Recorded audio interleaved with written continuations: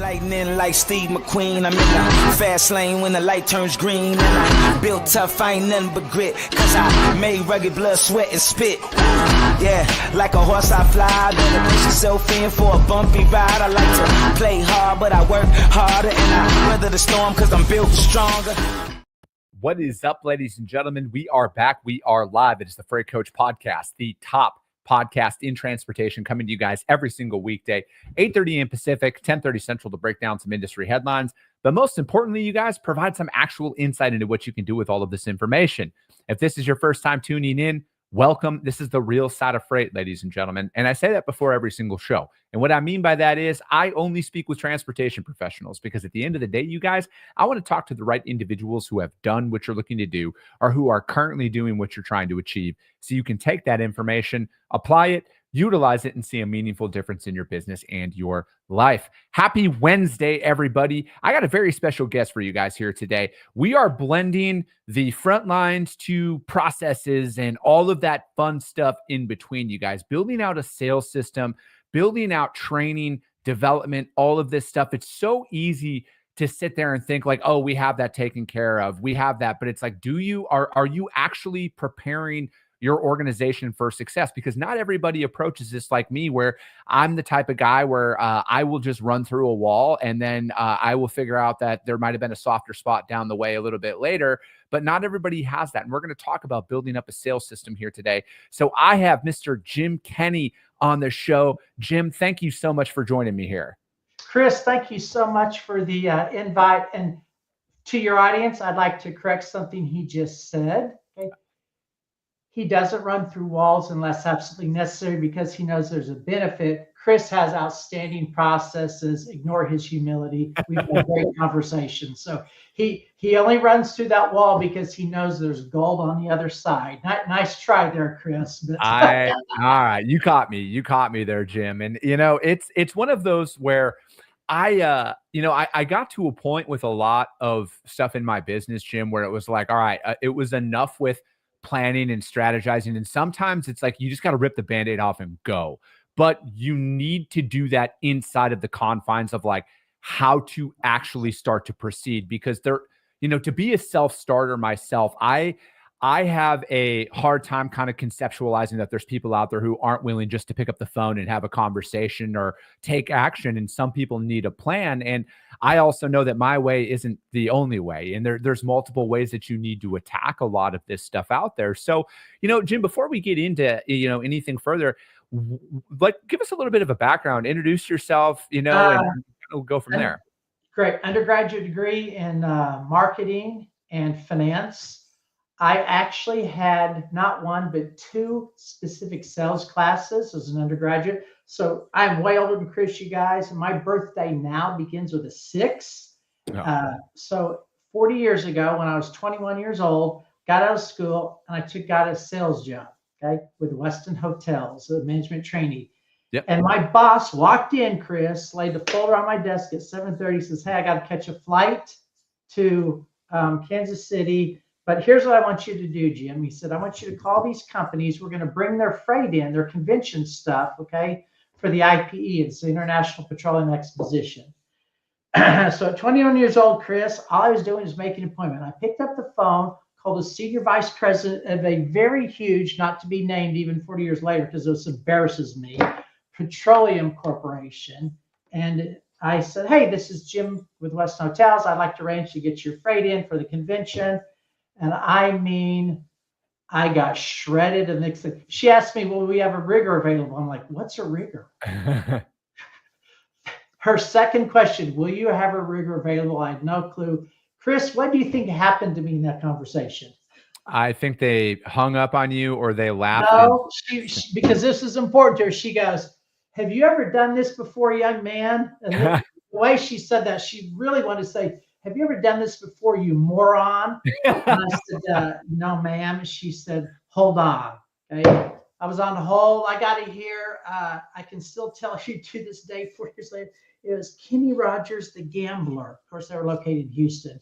Yeah. Finally, this voice comes on and says, Jim, my name's Luke, whatever. And he goes, what did you do to piss off Carol? I told him. He goes, oh, Christ. And he tutored me basically on how to get a flatbed trailer into a convention center with a 22-foot, 34,000-pound drilling display. Oh yeah. And so that was my first introduction to this industry right there.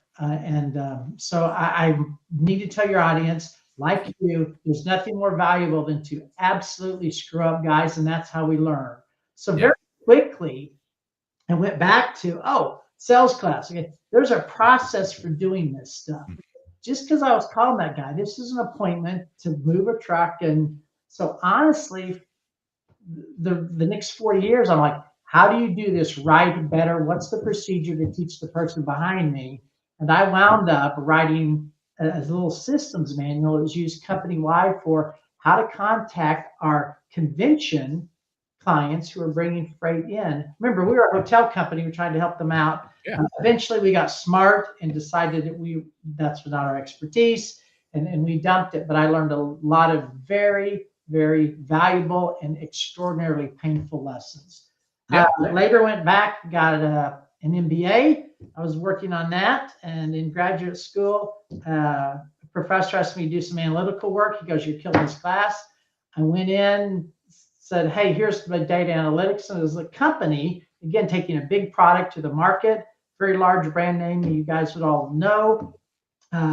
He said, "This is great." I said, "Why did you do this? That's great." Like, super. He goes, "All right, how long did it take you?" I said, "I spent about 10 to 12 hours on it." He scribbles his check, hands it to me. I fold it up, put it in my cock pocket, walk down the hallway.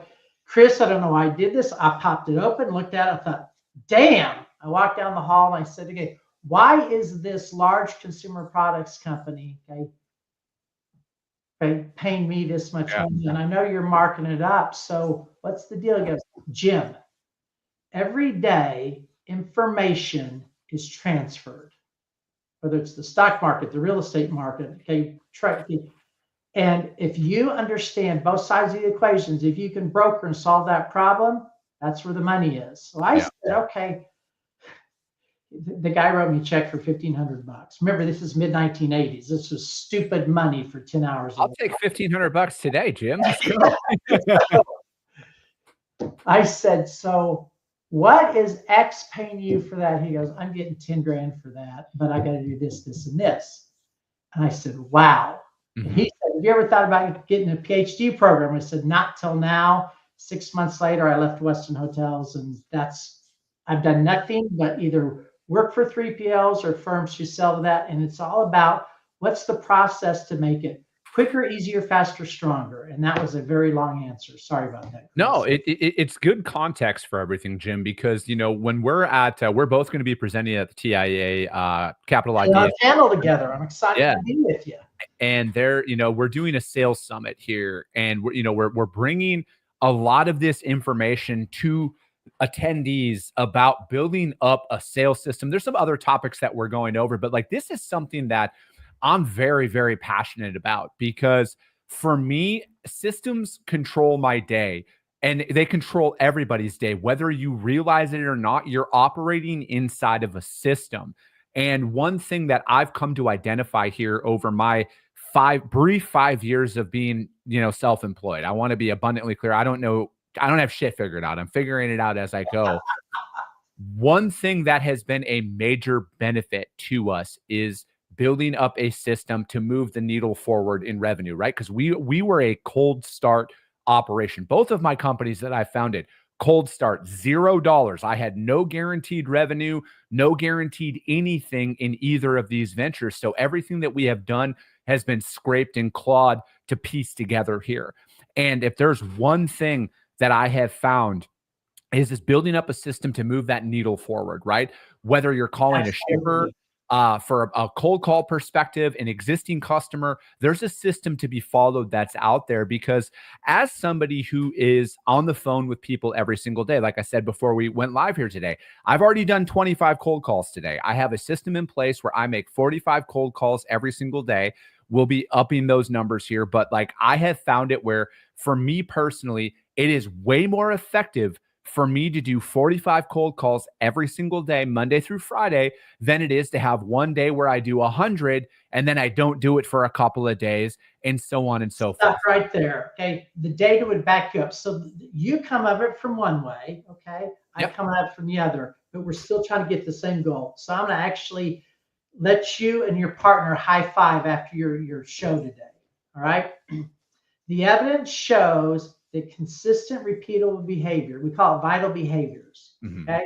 So the 45 a day, even if you go 2 days, and let's make it 50, so it's 250 calls. You say, oh, I work 2.5 days, I may make 300 on those days. Those 250 will be superior to the 300 because it's the repeatable behavior in the correct way. So now let's break it down together. The other reason that works for you is not only are you disciplined with the repeatable behavior, okay? And I don't know what day you do them, but you do them from 8:30 to 10:30. Boom, boom, boom, boom, boom. After you do that, okay, that becomes a habit. So here's what we know, whether you read Atomic Habits, whatever, okay, psychologists will tell you, okay, there's a cue, okay, so the cue is ding, your butt's in the chair. It's that same time you start calling, and you, of course, you know the sales process, but okay, the routine is, okay, you're trying to get the opportunity to quote a freight. That is your goal when you pick up that call. Okay, it's not to develop rapport. It's not to make friends with somebody. It's not to see if they need truckload. You are thinking through that tunnel that I am looking through my questions to quote something. So the cue, butt in chair, pick up the phone. The routine is, you know what the end goal is. A quote means you've had a successful sales call. The reward is, if you get a quote something, you now know you're competing in the game, right? So if you break it down to vital behavior, we know that, and then I'm going to let you come back to here. The process has 6 simple steps: pre-call planning, sales call opening, needs assessment, solution development, closing, follow-up. Your pre-call plan is, I'm going to do 45 every day. That is a vital behavior. Your routine is call opening, needs assessment, okay, solution development. You know how to ask the questions. The reward is, when you hang up the phone, did or did I not achieve it? So you measure your call with a vital behavior. Either I've qualified this account, there will be an opportunity later to either quote now or later, or they don't match my target market. Okay. Yep. They are not. In fact, you had a post just the other day about the disclaimer. The truth is, okay, a lot of people that call me or call you and you do consulting, they're not a match for what I need. I referred 2 people to you in the last 3 weeks, whether they called you or not, up to this. But the funny thing is, that's what process gets you. Pre-call planning, sales call opening, needs assessment, solution development. Okay? Each of those 6 steps has a vital behavior that increases the likelihood of a positive outcome. It sounds so simple. In fact, the CEO once said to me, he goes, I don't mean to insult you, but has anybody ever told you you have the unbelievably cool skill of making everything super simple? He goes, because it's not that simple. I said, no, but they'll remember they got to do vital behaviors really well. There's a vital behavior for opening. There's a vital behavior for closing. There's a vital behavior for needs assessment. There's a vital behavior for handling objections. Chris, you are 100% correct. Now we're coming from different directions, but again, we're looking at what's the process that gets us what, Chris? What is it you want when you hang up that phone? Tell me what do you want? How do you measure a good call? A good call is knowing who not to call if they don't fit inside of my target market, or it's, yes, this business themselves ships the product or the commodity or the style of freight that I want to move. And I will know that in the future. I can follow up. Yeah. How simple is that answer? But it's the truth though, Jim. And I feel like no, it's the same thing for me. A guy who calls me and I said, you know what, you need to call these ladies at Luminary. You need to call Holly, or you need to call these guys, or I'll introduce them. You need to call Chris, or the guy spoke to a couple of weeks ago. I'm like, you're a business that doesn't fit into what I do, but this guy, that's his area of expertise. Call him, so everything, but it's still a process, whether you're talking major account sales, enterprise selling, contractual, spot market, a new kid that's 21 years old, okay, like I was trying to make an appointment, moving the flatbed load. There was, by the way, that needed a rigger.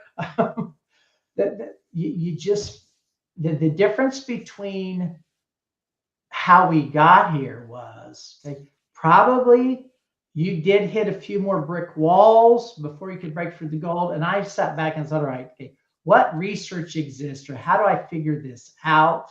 And that's it. But other than that, we're still trying to do the same thing. Okay, identify the need and figure out, can we or can we not offer that solution? Yeah. I know that sounds remedial, but that really is the vital outcome. But it's, I think so many sales reps think that everybody should work with them because they have a pulse, right? Like, oh, I have a pulse, you should work with me. And that's just not the case, right? Like you brought up rejections there and objections and everything else under the sun. I will, and I hope a lot of young sales reps or even existing sales reps start taking this approach. I don't want to have to convince somebody to work with me. If they hit me with whatever, hey, we're asset only, we only work with trucking companies, boom, cool, I'm on to the next one. That is not a battle I want to fight every single time I call somebody. I am out there looking for that. Yes, we move full truckload. Yes, we work with brokers. In an ideal world, that's a perfect outcome. But if I'm calling somebody and they're like, hey, listen, we're not adding anybody right now, take us off your list, whatever that is, I'm not going to call them back the next day or the next week, because that is taking valuable time and resources away from me finding somebody who actually fits inside of my business model and what I'm trying to achieve. But I see a lot of individuals, Jim, they hit that wall and then they're like, no, I'm going to convince this person to work with me. I need this person to work with me. That again, that's a huge mistake. So let's say that I work for a brokerage and they do a lot of frozen food product. They 85% of their business is frozen food. Okay. Yep. Okay. The other 15% is dry, flat, right? But if you're 85% of your 1,000 loads a month you move is reefer, okay, you call this shipper and you say, hey, good morning, this is Jim Kinney with TI Logistics. Hey, congrats on the new contract you guys got with Sprouts. Do you need some additional reefer capacity for that contract out of Tupelo to Tempe? And the guy says, no, we've got that covered right now. Okay. So you have two options. Okay. We don't need any new capacity.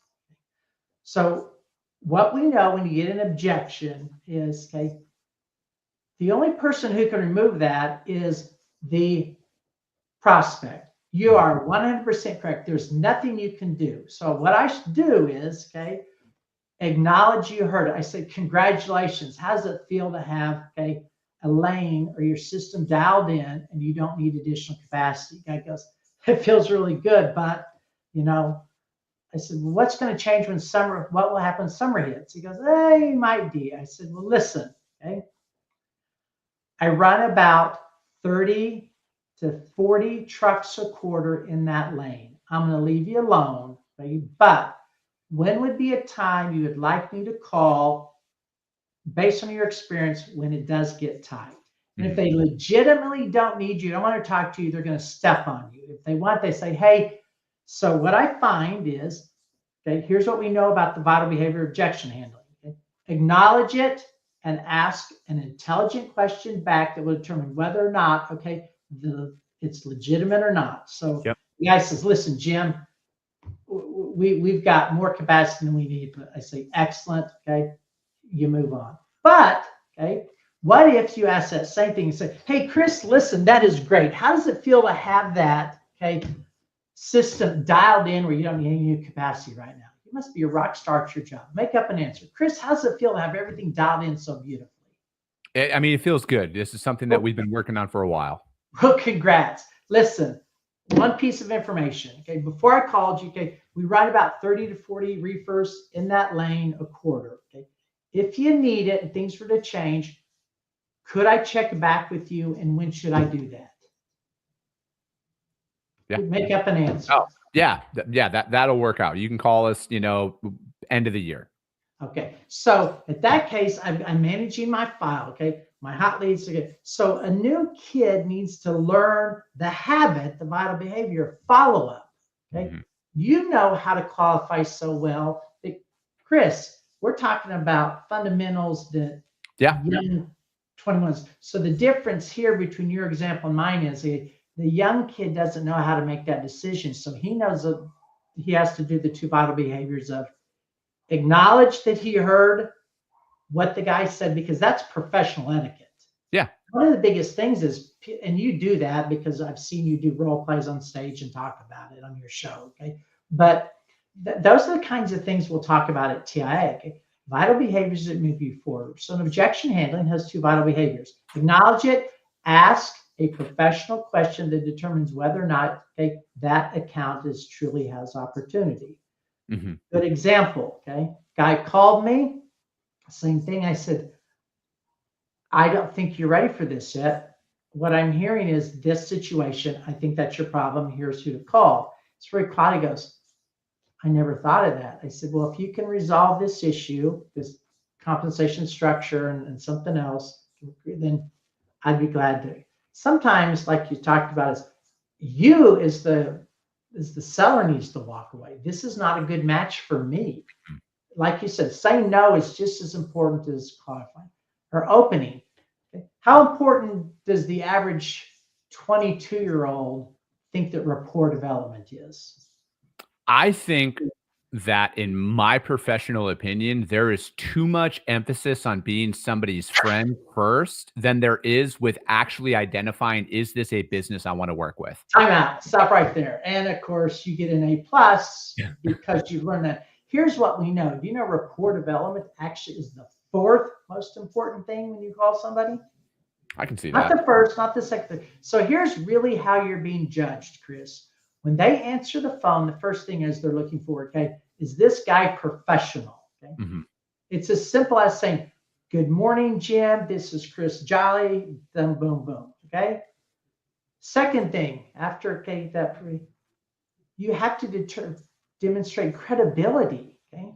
And you do that in the tone, the quality.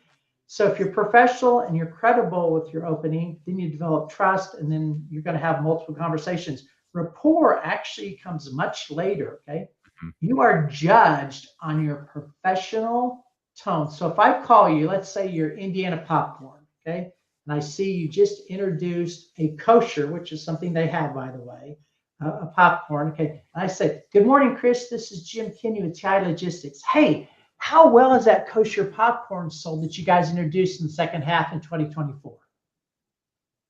You're thinking, geez, the guy has told me his name, his firm, he knows something about me, he's asked an intelligent question. Yep. That's professional credibility. You know, you want to determine whether he needs movement from, I think they're in Waukegan to Southern California. Okay. But that's way better than me calling, hey, how's it going? Can you believe the Chiefs squirreled out again and won? Or, hey, they don't care about you. Correct. They don't know you. In fact, rapport development, there's a ton of cool research on this in academic journals about, okay, they would much rather meet a professional Chris Jolly. Okay, they'll be your friend later when you've moved 1,000 loads for them and perform miracles. Chris, you're exactly correct. Yeah, what if I told you I get sales training manuals to review? Oh my God, they will spend pages or videos on rapport development.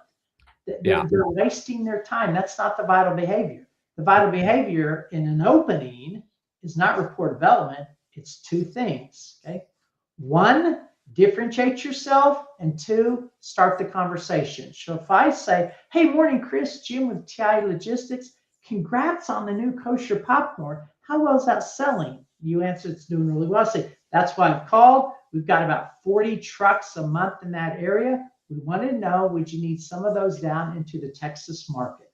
Yeah. So I've differentiated and I've started the conversation by asking that question. That's all an opening.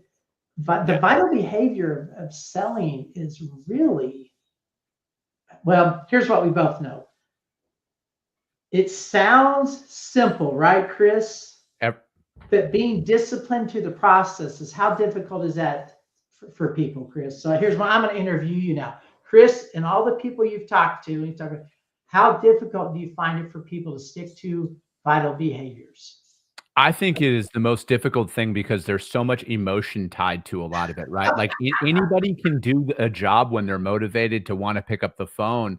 But it's very challenging to show up every single day with a smile on your face, walking into a situation where there's a 99% rejection rate that comes along with it. But that is where, for me personally, it's about kind of like I've almost gamified it. Like I was saying, like the post I put out there yesterday, a recent revelation of like, hey, every call is a win. It's a win that, hey, don't call us ever again because we don't have the freight that you need, or it's a win. Yes, we move, pipe on flatbeds, full truckloads, whatever that is, insert that there. Absolutely. And then I've also, kind of gamified it in the sense now of like, I'm selling to a business, right? So like, even if the person who answers the phone rejects me, if that company manufactures pipe, the reality is that pipe company will be around exponentially longer than the person who picked up the phone. I have seen people shuffle jobs so many times. I've prospected companies where the individual leaves in the prospecting phase. So once I removed that human element, again, back to the rapport aspect of what you're talking about, I am selling to a business. I am business to business selling here. I am not selling to Jim, the transportation manager, because the reality is, more times than not, Jim's not going to be there maybe in 2 months or 2 weeks. But Chris, everything you just described, again, we come at this 2 different ways, but we always laugh and get together. We're always focused on the same goal. Correct. We just described process. Yeah. Okay? Pre-call planning, sales call opening, needs assessment, solution development. Because so I'm describing them the academic terms of what the sales process is. Okay? But you're describing the behaviors within that. Again, it's like a Lennon and McCartney, right? Okay. Mm-hmm. Lyrics and melody, but it comes together. But we're still talking about the sales process, and you've described vital behaviors in the Chris Jolly way, and I'm hearing them in the Jim Kinney way. But that's why you are successful, and that's where young people struggle is they don't have good vital behaviors, and they don't understand why my opening's not working or why I'm not developing rapport. And they're like, well, you're doing it wrong. Okay? Yeah. The funny thing, do you know that there are over 24 studies on personality and sales success? And here's what they show. It is uncorrelated. It does not exist. Okay? A correlation is if you're 6'7", you got a 6'9" wingspan, and you have a 40-inch vertical leap, you're going to play in the NBA. Okay. Yeah. That's physical talent with skill. Okay. In selling, it is a learned skill. Personality is shown to have a 0 impact on your. It is a learned skill of vital behaviors, and that's what you're describing, Chris. Right there. No, it's I always thought that there was a better way to attack a lot of this, right? And and even like going down to the process and following what it is, like we've documented everything. Like we have we have processes for sales and everything else. And this is where I feel like a lot of organizations miss the mark on is because there is no training actually out there. And then furthermore, there's no willingness to let the reps fail. There is like, we need results. We need you to turn revenue right away. You have 60 days or you're out of a job. That's the vibe that's in a lot of organizations that are out there. Because I feel like, and I'd love to get, if there's any data on this, Jim, how is confidence like from the rep? How long does it actually take them to develop it? Right. Because I even go through this throughout my day. Like there's some days where my first couple of calls are atrocious. Like I almost want to record myself and like just post them out there and be like, hey, if you guys want a quick laugh, this is how bad these ones sounded today. But I feel like it takes a little bit, it takes some rejection at a high level for you to realize like no one's going to reach through the phone and punch you in the face. So like, why even like hesitate?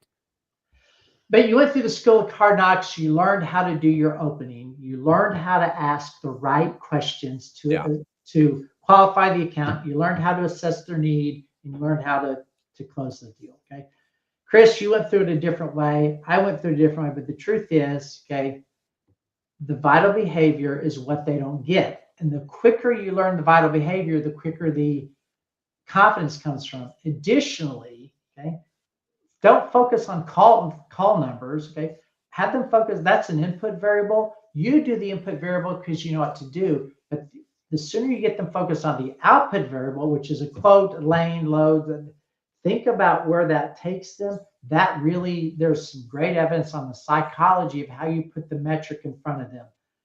Calls and call time are input variables. As soon as you can get that young kid thinking about output, hey, I got 7 quotes this week. Okay. I got 13 quotes this week. I moved 9 loads. I moved 11 loads. I made 13% margin. I made 13.5% margin. The sooner you get them focused on productive, successful metrics has an impact on the likelihood of that young kid staying in the job. I got a ton of data on that I've collected and correlated. I love Does it. that make sense? No, that makes perfect sense. And this is why people need to come. But you still have to dial a damn phone. Let's not. There we go. That is a perfect spot to end it. You just got to dial the damn phone at the end of the day, ladies and gentlemen. And Jim, I think this is why people, though, they need to come out to the TIA Capital Ideas Conference, stick around for the sales summit and everything. You're going to learn more. Jim's going to get more in depth on this. But how does anybody reach out to you to find out more about what you have going on? Just reach out to me on LinkedIn. I really weird. I don't do a lot of social media at all. If somebody wants to discuss, I'll be glad to. So as a sole practitioner for 40 years, so you can reach me on my LinkedIn profile. Okay, James Kinney, Professor Emeritus of Marketing, or reach out through TIA Education. Either way, they will find me. Perfect. Chris, thank you so much for having me on. And as always, it's great for us to visit. And ladies and gentlemen, ignore his humility. He doesn't run through walls that don't have rewards on the other side. He knows what's on the other side. I appreciate that. And if for some reason you guys can't find Jim on social media, just DM me. I will gladly put you guys in direct contact with him. But that's going to be it for today, ladies and gentlemen. As always, if you guys got value in what you heard, subscribe to the show. If you're feeling very ambitious, which you should be after this one, rank the show on iTunes and Spotify, because if you saw value, that's how your network's going to see value as well. I appreciate you guys. I love you guys, and we'll be talking to you soon.